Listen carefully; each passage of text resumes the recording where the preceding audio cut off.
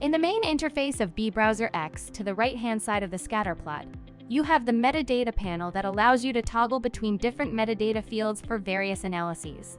Click on this box to select a metadata you want to view. There are two types of metadata, categorical and numerical. While viewing numerical metadata, you can click and drag directly on the distribution plot to select cells with values belonging to a range of interest, or modify the absolute value here.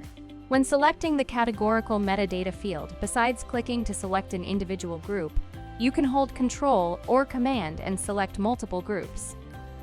After selecting the groups of cells you're interested in, you can click on subclustering to go further with the analysis. To create a new metadata, such as annotating cell types, select cells with the expression of defined marker genes within the selected cell groups in the categorical metadata. Click on Label, either name the new metadata field or append the annotation to an existing metadata field.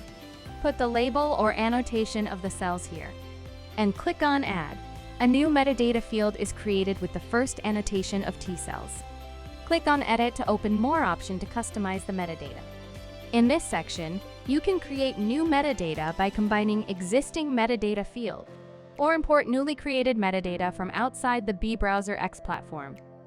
In the Rename/Delete section, you can quickly choose one or multiple metadata options to either delete or export, or quickly change and save a new name.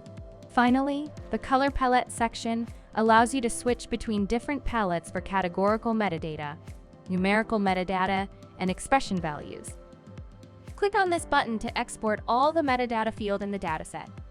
Click on this button to access Analysis Result folder.